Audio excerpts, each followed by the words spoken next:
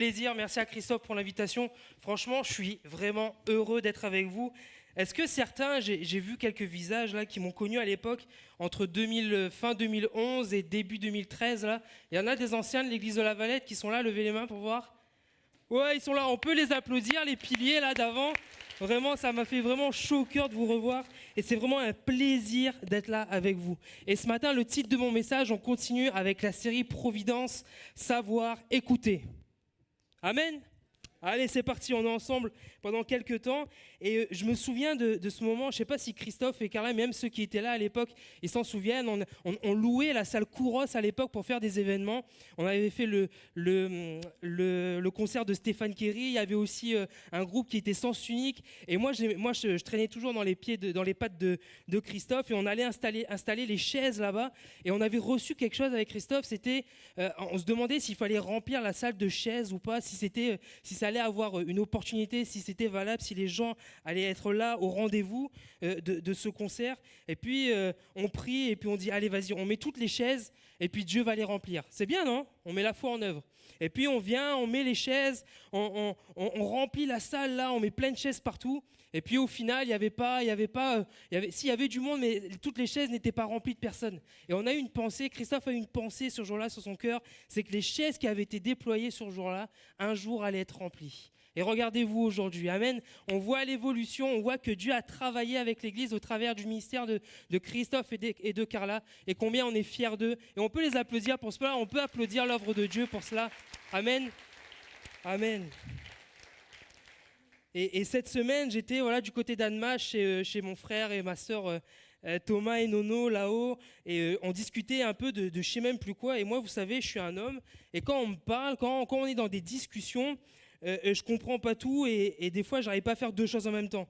Et Priscille et Anaïs, elles discutent de quelque chose, et elles me disent « Ah, et toi, Anto ?» Et là, je suis désolé, j'ai rien écouté. Elles m'ont dit « Bravo, le titre de ton message, c'est savoir écouter, il faudrait déjà que tu te mettes en pratique. » Est-ce qu'il y en a qui sont un peu comme moi ? Qui sont dans le téléphone, ils ne voient plus rien à côté, ils sont complètement paumés. Mais savoir écouter ce que Dieu a à nous dire, c'est important. Et pour qu'il y ait providence de Dieu sur ta vie ce matin, on doit écouter Dieu. Et pour écouter et entendre la voix de Dieu, il faut avoir des oreilles en bonne santé. La providence passe par l'écoute de ses ordonnances. Amen. Et on va dresser un bilan auditif ce matin ensemble et voir dans quel état se retrouvent nos oreilles spirituelles. Alors fais un test auditif à ton voisin qui est à côté de toi, écris-lui « Jésus t'aime ». Allez-y. C'est bon, ça débouche. Tout le monde est avec moi, c'est bon, ok. Et qu'on le veuille ou non, Dieu a créé l'oreille.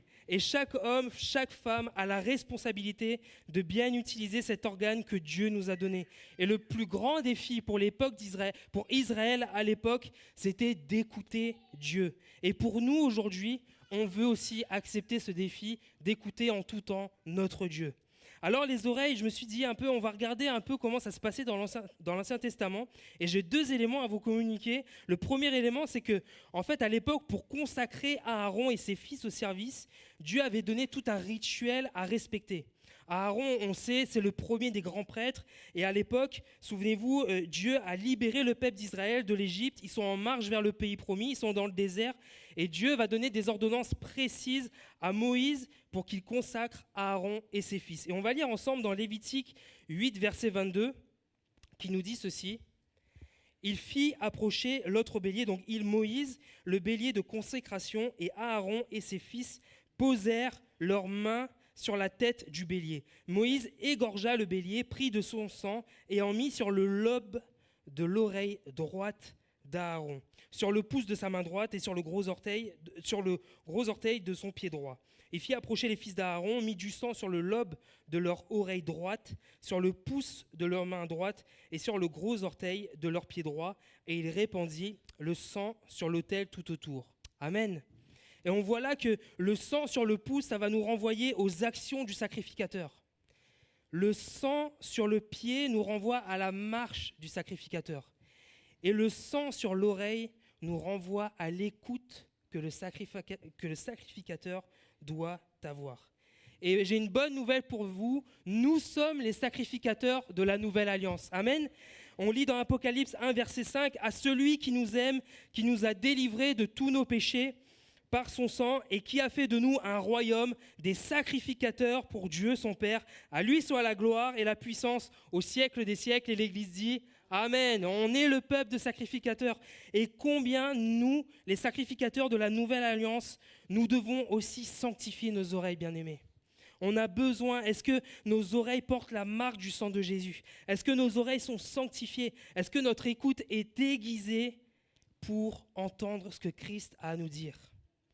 Et c'est le sang de cet animal-là qui a été fraîchement tué, qui va être placé sur le lobe de leurs oreilles. Et qu'on puisse prendre conscience ce matin, encore qu'un prix a dû être payé pour nous, pour l'Église. Jésus a dû se donner entièrement sur une croix. Son sang a coulé. Et on a besoin ce matin de consacrer, comme tout à nouveau, nos oreilles à Dieu. Et Seigneur, que cet organe t'appartienne tout pleinement. J'ai besoin de le réaliser, de prendre conscience que ton sang a coulé pour qu'une nouvelle alliance se fasse.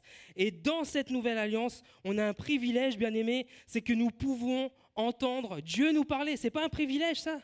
C'est quelque chose de glorieux, de magnifique. Et on peut laisser agir en cela pleinement le Saint-Esprit. Que nos oreilles soient tout à toi pour écouter tes ordres, pour écouter tes commandements, tes préceptes, ce que tu as à nous dire. On veut garder cela en nous. On a besoin de consacrer ce qui a besoin d'être consacré. Amen. Un deuxième élément, il y avait une autre tradition à l'époque qu'on retrouve aussi dans l'Ancien Testament. En Israël, le serviteur hébreu qui souhaitait rester pour toujours au service de son maître à l'époque, il devait se faire percer l'oreille par son maître. Et cette cérémonie, elle avait lieu à la porte de la ville, devant les yeux de tous, publiquement.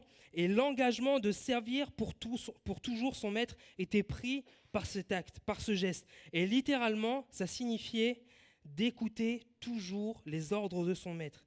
On lit cela dans Exode 21, verset 5. « Si l'esclave dit « J'aime mon maître, ma femme et mes enfants, je ne veux pas sortir libre », alors son maître le conduira devant Dieu et le fera approcher de la porte ou du poteau, et son maître lui percera l'oreille avec un poinçon, et l'esclave sera pour toujours à son service. » Amen.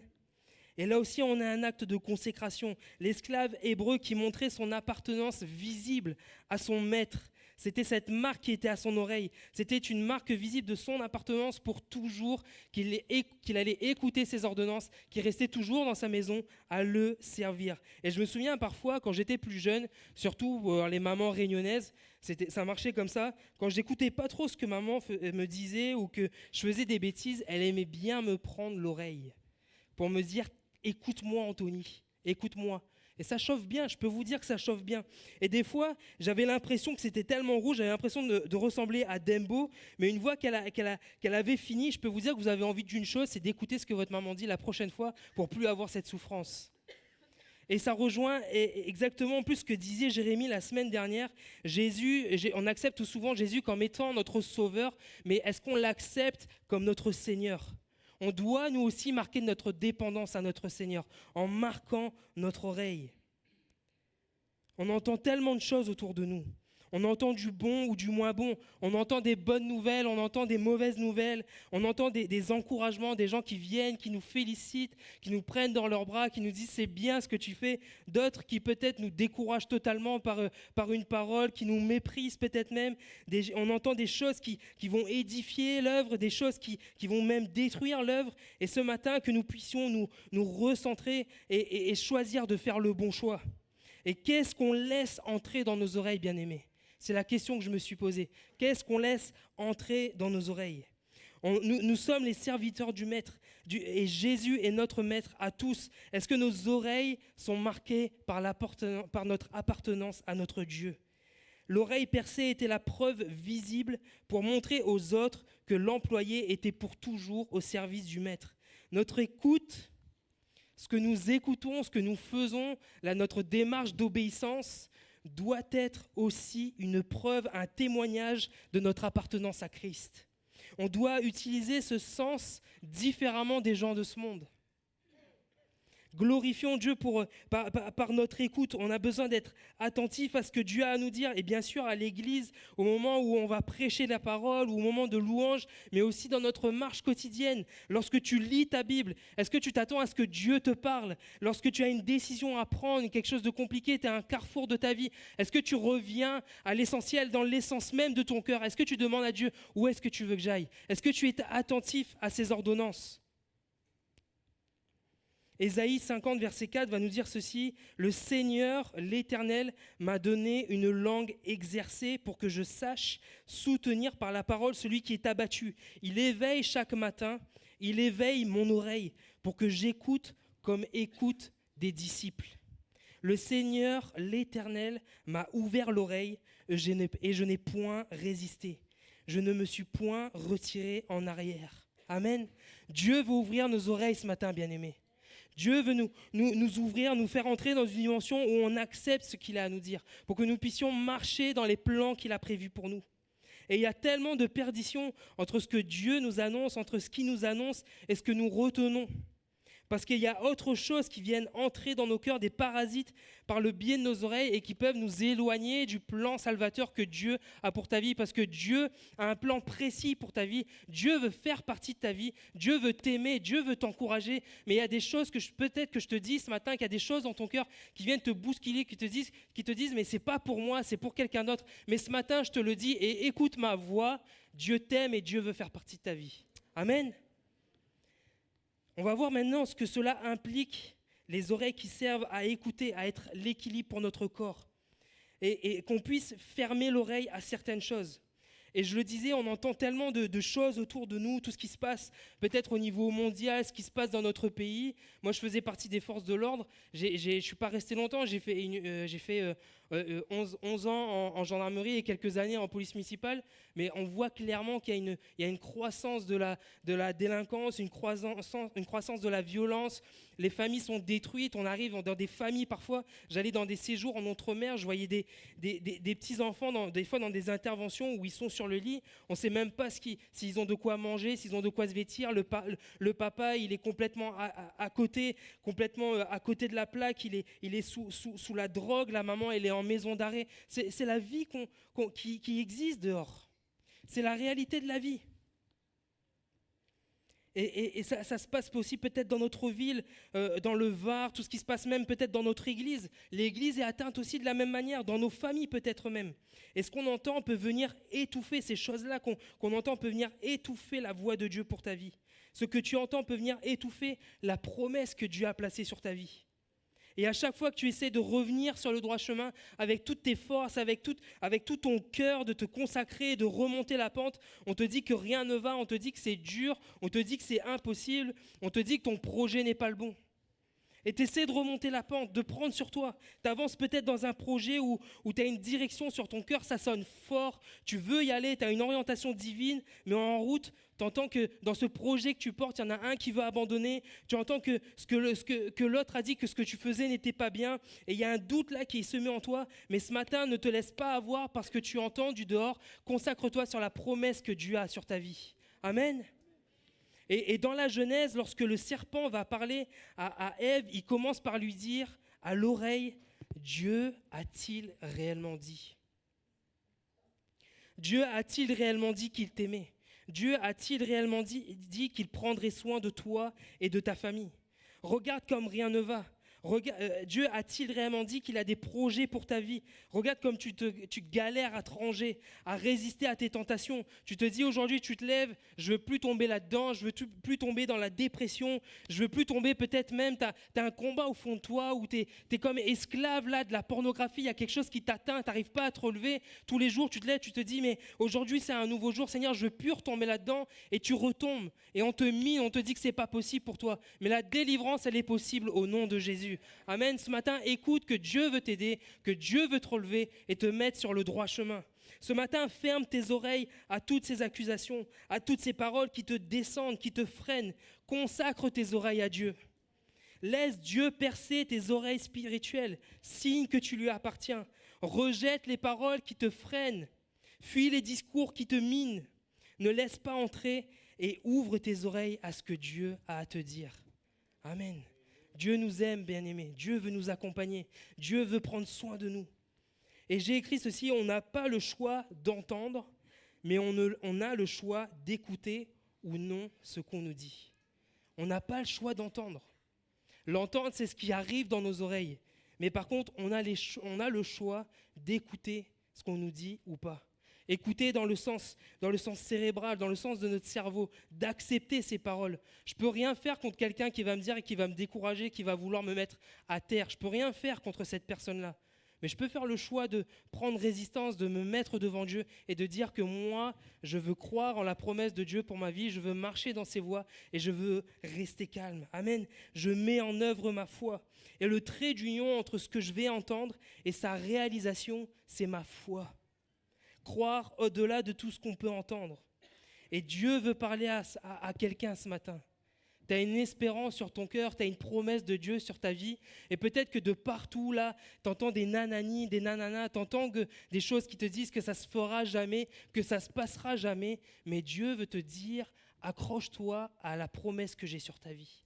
Crois bon, tiens ferme, et ça va aller. Amen. Vous êtes toujours avec moi? Je peux continuer? Allez, on continue ensemble.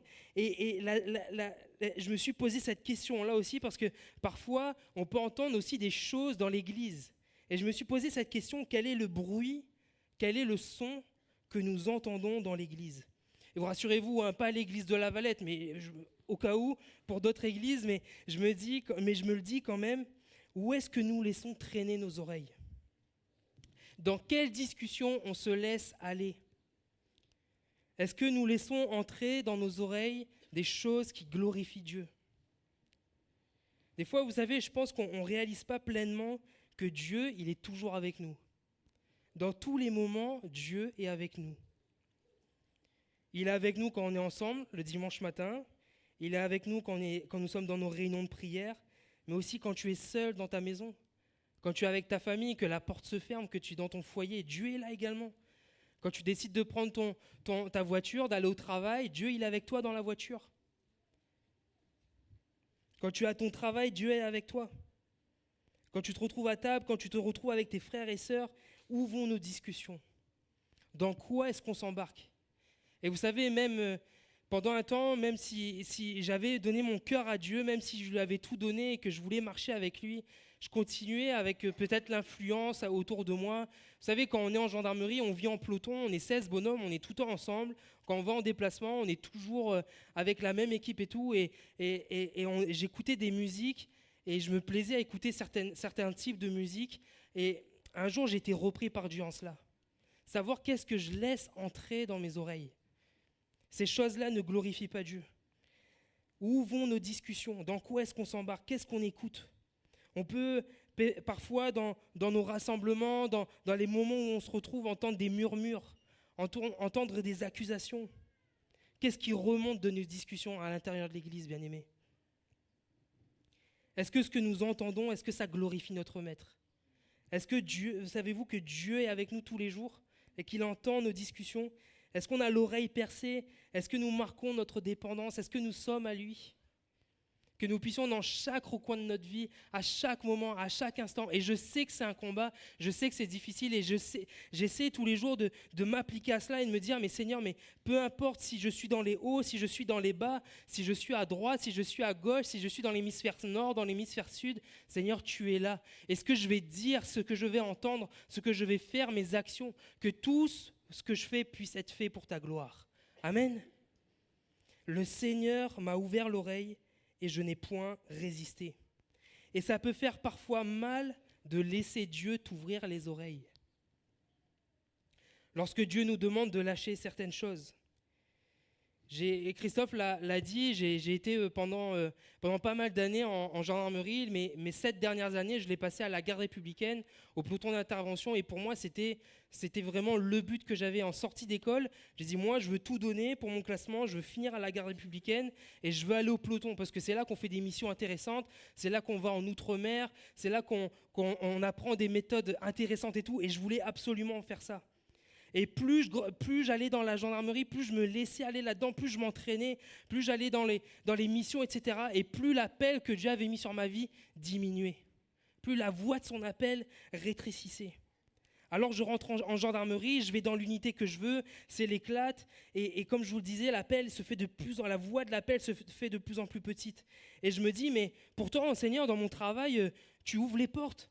Je vais dans les formations, je réussis mes formations, on me confie encore de plus en plus de responsabilités, je passe des qualifications, je me retrouve avec certaines unités pour apprendre leurs techniques d'intervention, on me donne de diriger certaines interventions, on me fait confiance, je deviens instructeur au sein de mon unité, tout ça pour apprendre les techniques. Et en parallèle, je suis en probatoire à l'église, mais ça ne résonne plus en moi. Je passe mes week-ends au travail, on a une semaine sur deux, je me retrouve... En plus, c'était pendant la pleine période des Gilets jaunes, vous vous souvenez de cette période-là ? C'était incroyable quand même. Et moi, je me retrouve tous les week-ends sur les Champs-Élysées à chasser du manifestant, à bloquer des rues, à courir derrière les gens et tout. Et pour moi, c'est l'éclate. Et puis, j'ai une discussion avec mon maître de stage à l'époque, c'est Alexandre Antoine. Et il me prend un jour, il me dit « Anto, il faut qu'on se voit ». Et moi, tout le temps, je lui disais « Je suis désolé, j'ai pas le temps ». Il me dit « Trouve un temps ». Et il me dit « Je raccroche pas tant que t'as pas trouvé un temps pour moi ». Alors on cale une date, on se retrouve à un McDonald's au niveau de Versailles, et puis là on discute de tout ça. Il me dit, mais tu sais Anto, lorsque le diable n'arrive pas à nous arrêter, il nous pousse. Et là je prends une sacrée claque, je vous avoue. Et j'entends ça, je dis, mais Alexandre, je dis, mais tout fonctionne, je vois que Dieu est en train d'ouvrir. Il me dit, mais lorsque le diable n'arrive pas à t'arrêter Anthony, il va te pousser. Mais dans ma tête, j'entends ça, mais je continue à foncer. Quelques mois plus tard, je me retrouve encore à Saint-Martin. Je fais mes déplacements. Et je suis vraiment pris dans une boucle, dans un engrenage. Et puis je tombe vraiment bas. Et c'est quand vous êtes au plus profond, quand vous êtes en bas, que là, vous levez la tête et vous dites vers qui je vais crier.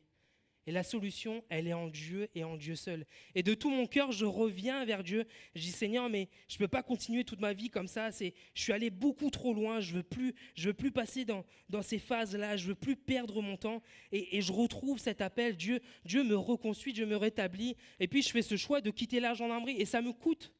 Ça me coûte parce que c'est quelque chose que j'aime, que je kiffe. Franchement, je n'avais pas l'impression de travailler.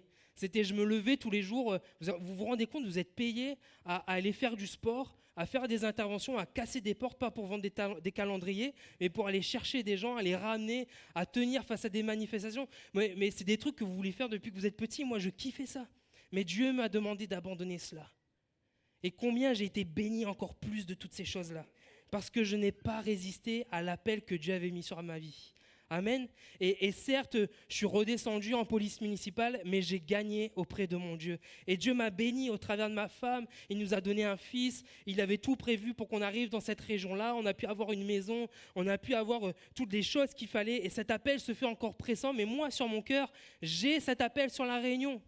J'ai cet appel de retourner un jour là-bas. Et quand j'en parle autour de moi, on me dit « Attends, c'est peut-être pas encore le moment ». Mais moi, ça me freine et je veux pas. Et je me dis « Seigneur, je veux m'accrocher à ce que tu mets sur mon cœur. Je veux m'accrocher à ce que tu me dis. » Et puis j'en parle un peu autour de moi et je sens qu'il n'y a pas une oreille attentive à ce que j'ai sur mon cœur.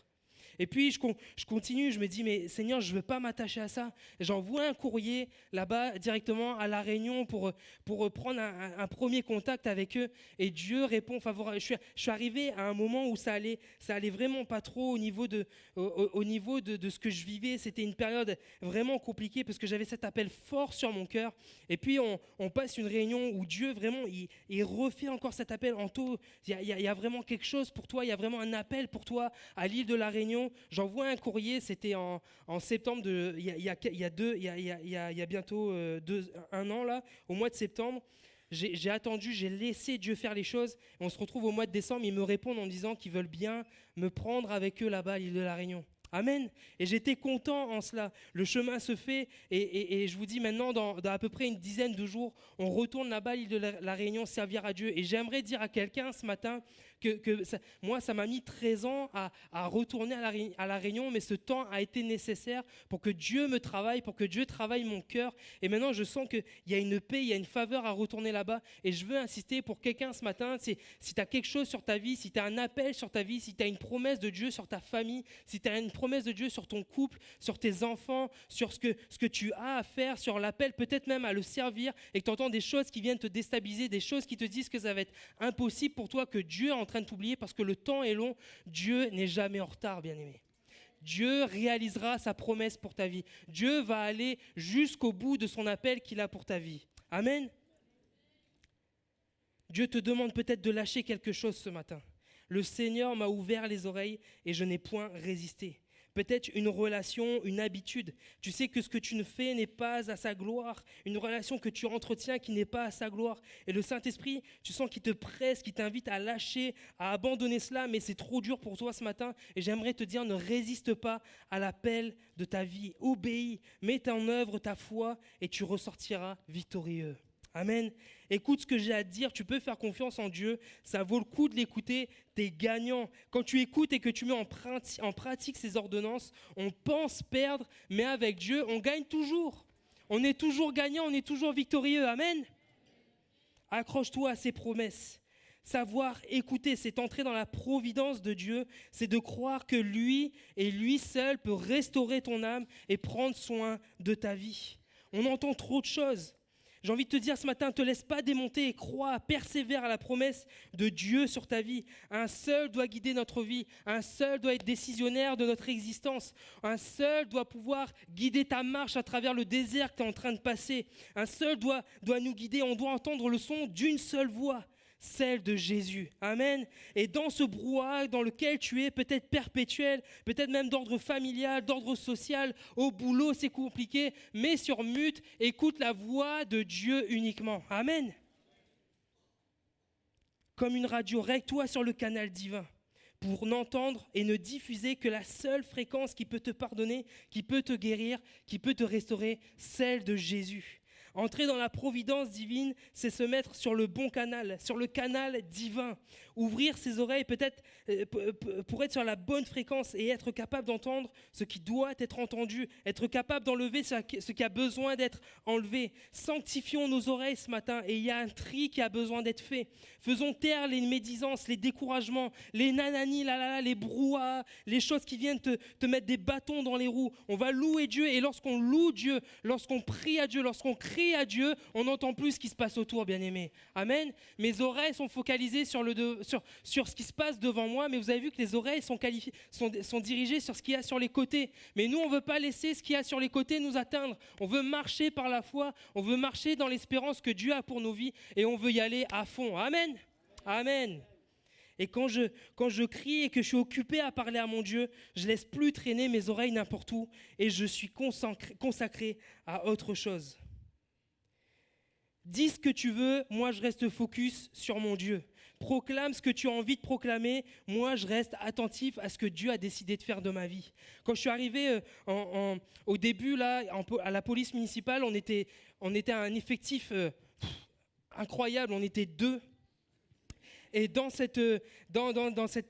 à la gare de Fresnay, 78 km carrés de superficie, 2000 habitants, l'été il y en a beaucoup plus, et j'arrive et il y a ce collègue qui est là, et moi j'arrive, je débarque tout fraîchement, et là je passe une journée avec lui pour qu'il m'explique un peu le fonctionnement et tout, et là le gars il me mine, il me dit t'as fait la pire erreur de ta vie, pourquoi tu viens ici c'est comme si à la mairie il n'y a rien qui va, dans ces services là il n'y a rien qui va, les habitants ils sont comme ci, les habitants ils sont comme ça. Et pendant des jours, j'entends ça. Ça me charge. J'en parle à ma femme. Je dis, mais Priscille, qu'est-ce que j'ai fait ? Et je dis, Priscille, j'ai fait la pire erreur de ma vie. Je me suis complètement trompé. Et puis à un moment donné, on est dans la voiture, on est en patrouille. Il continue à m'asmater, il continue à me dire ci, à me dire ça, à me dire ci, à me dire ça. Et puis d'un coup, il y a la voix de Dieu qui dit, ne l'écoute pas. Et ça fait du bien d'entendre. Des fois, Dieu nous dit, ne l'écoute pas. Crois à ce que là, je t'ai mis. Là, pour l'instant, tu as besoin d'être ici et je m'occupe du reste. Et à partir de ce jour-là, bizarrement, ça allait beaucoup mieux. Je ne laissais plus traîner mes oreilles à ce qu'il pouvait dire. Fais ce que tu veux. Moi, j'avance. Ce collègue est parti. On a eu 2 nouveaux coéquipiers qui sont rentrés et ça s'est passé superbement bien. Amen. Soyez convaincus que Dieu a une solution, a toujours quelque chose à vous dire. Et plein de problèmes peuvent être résolus si nous décidons d'écouter la voix du bon berger. Je vais afficher une photo, si tu peux l'afficher, s'il te plaît. Alors, voilà. Ça, c'est mon ancienne unité. On était au peloton d'intervention de la garde républicaine. Vous voyez comment on était habillés pour aller sur nos interventions. Là, on n'est que sur la branche spécifique antiterroriste. Et là, vous avez l'équipement qu'on avait. Et là, vous voyez, à ce niveau-là, on a un casque auditif. Et ce casque, la technologie était très intéressante. Il nous permettait de communiquer et d'entendre forcément les ordres et les directives de notre chef de groupe qui nous guidait dans notre progression. Et ça, c'était pas mal. Mais aussi, il amplifiait aussi les petits sons et les sons qui dépassaient une certaine fréquence, les sons qui étaient beaucoup trop hauts, le casque les coupait. C'est-à-dire que si, je ne sais pas, je suis sur mon intervention, on a une menace armée qui est détectée dans un bâtiment, le gars il sort, il commence à mitrailler, vous avez 16 bonhommes qui tirent avec un G36, c'est du calibre 5,56, je peux vous dire que ça fait un peu de bruit. Si vous n'avez pas de casque, vous finissez sourd. Et ce casque-là, grâce à ce casque, vous le mettez, vous êtes tranquille. Vous entendez que les quelques sons, mais vous protégez vos oreilles. En 2 secondes, si vous n'avez pas ça, vous êtes sourd. Et ces sons sont réduits et atténués. Et par contre, moi, avec ce casque-là, j'entends quand même les petits bruits. J'entends quand même mes bruits de pas. J'entends ce que veut me communiquer mon chef de groupe. Et je peux communiquer avec mes coéquipiers juste à côté de moi, juste en chuchotant. Ils entendent. Et j'aimais ce casque parce que même au pas de tir, quand on allait s'entraîner au niveau du pas de tir, dans le stand, parfois c'était du sable par terre et j'entendais le bruit de mes pas dans le sable. Ça faisait un peu comme quand on marche dans la neige. Et lorsque on s'entraînait, il y avait le porteur du bouclier qui était là. Et des fois, on s'entraînait à cela. Vous avez 2 canons de chaque côté. Et le gars, il commence à tirer. Vous avez les douilles qui sortent de chaque côté. Ça fait un bruit. Vous avez le blastre. Vous avez tout avec. Et si vous n'avez pas ce casque-là, clairement, vous êtes cuit. L'oreille, elle est terminée. Et grâce à ce casque, ça a atténué ces gros sons qui pouvaient nous rendre sourds. Ce casque me permettait d'entendre les petits bruits, mais d'atténuer ceux qui pouvaient me détruire l'audition. Et je me dis qu'on a besoin en fait de ce genre de technologie du ciel. Amen. On a besoin de ce genre de casque. Tu as besoin d'un casque spirituel qui te permette d'amplifier ce qui a besoin d'être amplifié et d'atténuer ce qui a besoin d'être atténué. Atténuer les découragements, atténuer les médisances, atténuer ce qu'on vient te dire sur ton frère ou ta sœur juste pour les descendre, atténuer les fausses doctrines, arrêter d'écouter tout et n'importe quoi sur Internet. J'entends des fois des gens, ils viennent me voir à l'église, j'ai entendu ci, j'ai écouté tel prophète sur YouTube, ça me nourrit. Mais tu as besoin d'être à l'église pour être nourri de la communion fraternelle. Tu as besoin de te retrouver sur cette place. Atténuer les disputes, les conflits, éliminer la voix qui te dit que Dieu ne fait rien pour toi, la voix qui te dit mais il est où ton Dieu, le Dieu de providence soi-disant mais qui brille par son absence, où est-il? Dans le nom de Jésus, nous on veut faire taire ces voix ce matin, amen. Atténuer la voix qui te dit que tu resteras dans cet état délabrement dans lequel tu es toute ta vie, que ta souffrance, que Dieu la voit, que peut-être il l'écoute, mais il ne fera rien. Mais j'ai envie de te dire ce matin, Dieu voit le cri de tes larmes, il entend le cri de tes larmes au plus profond, là où il est. Dieu veut prendre soin de toi. Et par contre, on a besoin d'amplifier la voix de Dieu. Amen. On a besoin d'amplifier la voix du pardon, de l'écoute, amplifier la voix de la patience, amplifier la voix qui te dit de passer du temps avec ton Dieu. Reviens dans le lieu secret, prie, lis ta Bible, tu as besoin d'entendre ça, de venir à ses pieds, de prier, de méditer sa parole. Amplifier la voix qui te dit je prends soin de ta famille et je continuerai à prendre soin de ta famille. Amplifier la voix de celui qui te crie je t'aime. Tu es aimé de Dieu et tu as besoin de l'entendre ce matin. Amen, on a besoin de l'entendre.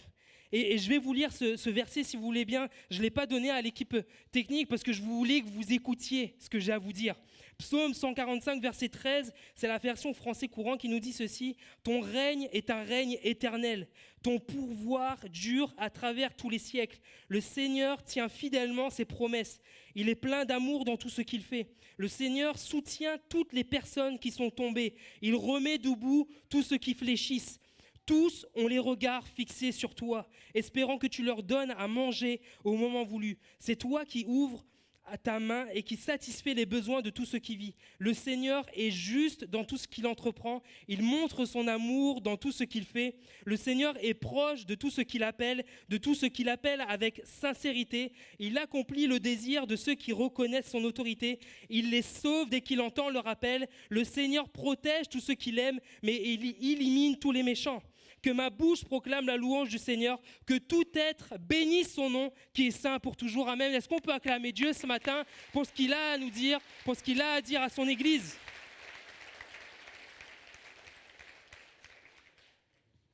Et peut-être qu'on a besoin aussi, bien-aimés, d'amplifier la voix du malheureux qui est à côté de nous. Je vais insister, je vais passer un petit moment, je vais prendre, juste développer ce point quelques instants. Je me dépêche, Christophe, je te promets, j'essaie de cadrer. Si vous en avez marre, vous pouvez dire, vous faites ça, je comprends et je descends. Hein. Pas de souci. Et permettez-moi de développer un peu ce point. Parfois, les murs de nos églises, ils sont tellement hauts et bien insonorisés que le son, qu'on n'entend plus le cri des gens en dehors de l'église.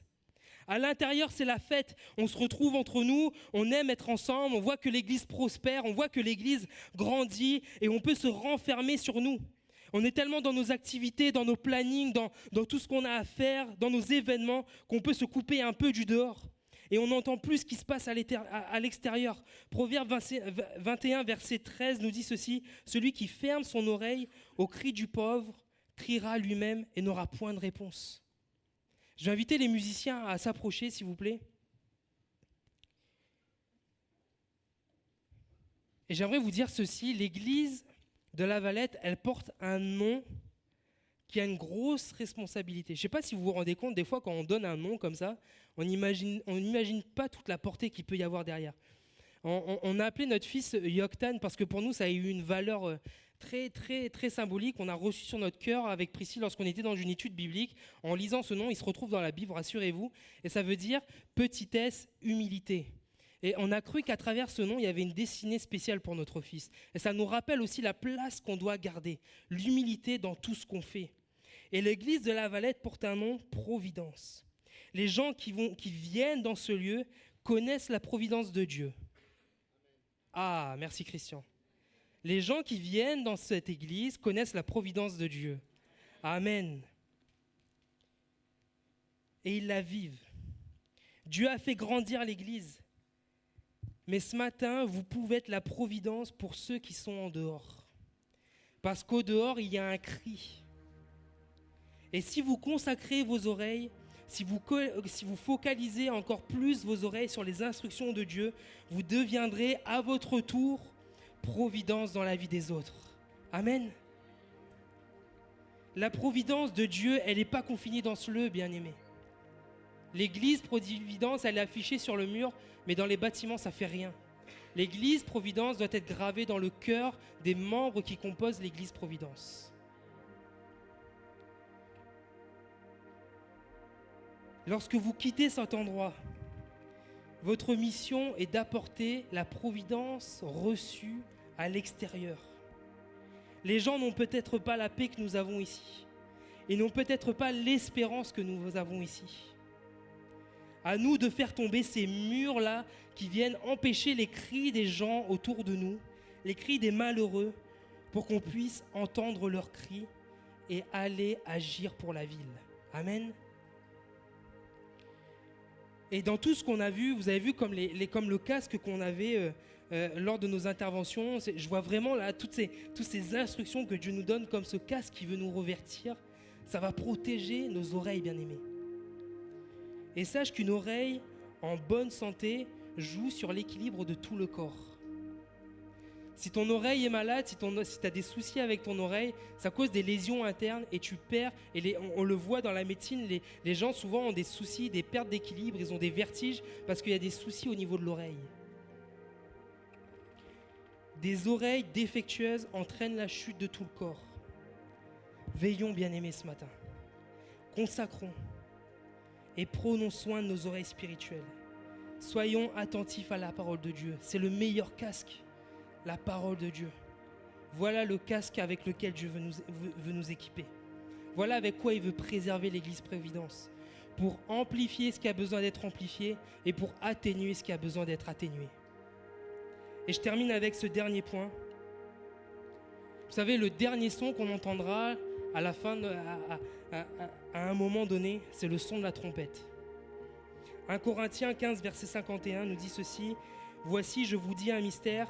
Nous ne mourrons pas tous, mais tous nous serons changés. En un instant, en un clin d'œil, à la dernière trompette, la trompette sonnera, et les morts en Christ ressusciteront incorruptibles, et nous serons changés. Car il faut que ce corps corruptible revête l'incorruptibilité, et que ce corps mortel revête l'immortalité. » Bien-aimés, dans ce moment précis où Jésus va venir chercher son Église, viendra nous chercher, il se passera quelque chose. Ceux qui auront été justifiés par le sang de Jésus entreront dans le repos éternel. Pour les autres, ce sera la mort éternelle. Ceux qui auront accepté le sang du sacrifice de Jésus comme étant le seul billet valable pour le ciel, Dieu reconnaîtra ses enfants avec ce billet-là. Et je voudrais te rappeler ce matin de tout mon cœur qu'il n'y a que 2 choix possibles à toi ce matin. Il y a le choix, des fois on peut entendre un 3e choix, on peut même entendre se laisser berner par certaines paroles qui nous disent qu'on ira tous au paradis. Ce matin, je voulais arrêter tout de suite, on n'ira pas tous au paradis. Il n'y a que 2 choix qui s'offrent à nous. La vie ou la mort. Choisis de porter la marque à l'oreille qui montre que tu appartiens au seul vrai Dieu. C'est à cela que Jésus nous reconnaîtra. On va se courber un instant si vous voulez bien, bien-aimés. Et je voulais vous rappeler quelques points clés qu'on a vus ensemble ce matin et qu'on puisse vraiment, que ces mots, que ces paroles puissent pénétrer notre âme ce matin. Premièrement, que notre écoute soit focalisée sur ce que Dieu dit et uniquement sur ce que Dieu dit. Deuxièmement, on ne laisse aucune mauvaise fréquence nous décourager, nous mettre à terre.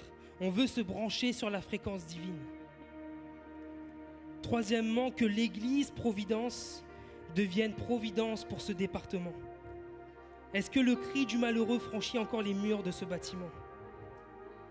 Et dernier point, n'oublions pas que le dernier son que nous entendrons sera décisif et que seuls ceux qui auront décidé de prêter l'oreille à l'enseignement de Jésus accéderont à la vie éternelle. On va laisser Dieu nous parler ce matin, bien-aimés, pendant un instant. Et vous savez, on était au séminaire il n'y a pas longtemps, on est monté avec une équipe là, et on a eu un témoignage, on a eu un moment où le thème était basé sur la prière, et puis on a eu un moment de silence où celui qui dirigeait ce temps spirituel a été amené à dire on va maintenant faire un temps de silence. On va laisser vraiment pleinement le Saint-Esprit nous parler, travailler notre cœur parce qu'il a quelque chose à nous dire. Et bien aimé, moi je suis monté là-haut avec plein de questions, plein d'interrogations. Et l'une de mes plus grandes craintes, de mes plus grandes peurs, c'était sur ma famille, sur mon fils et sur ma femme. Et de tout mon cœur, j'ai dit à Dieu, mais je veux que tu protèges ma famille, je veux que tu prennes soin d'elle. Et dans ce moment de silence, Dieu a parlé à mon cœur. Il m'a dit, Anto, je prends soin de ta famille et je prendrai soin de ta famille. Et ce matin, je veux encore me le répéter que oui, Seigneur, tu prends soin de ma famille, mais tu prendras encore soin de ma famille. Dieu veut parler à quelqu'un ce matin. T'attends peut-être une réponse précise depuis plusieurs années de la part de Dieu. Ouvre tes oreilles ce matin parce que Dieu veut te parler, mon ami. Et c'est au pied de Jésus que les oreilles sont consacrées et que tu vas pouvoir entendre sa voix. On a exprimé notre louange, on a demandé bien des choses à Dieu, mais parfois on ne prend pas assez de temps pour l'écouter. Je crois que l'Esprit de Dieu est là ce matin, dans ce lieu, qu'on puisse être attentifs ensemble quelques instants. Attends-toi à une réponse de la part de Dieu dans ce moment de silence qu'on va prendre. Je ne vais pas faire d'appel particulier, mais ce matin, laisse Dieu parler à ton esprit. On ne prend pas forcément tout le temps de l'écouter. Alors on va laisser quelques instants le Saint-Esprit parler au cœur. Et je crois que dans ce moment, Dieu va te donner une parole. Le Saint-Esprit va te donner une parole à toi,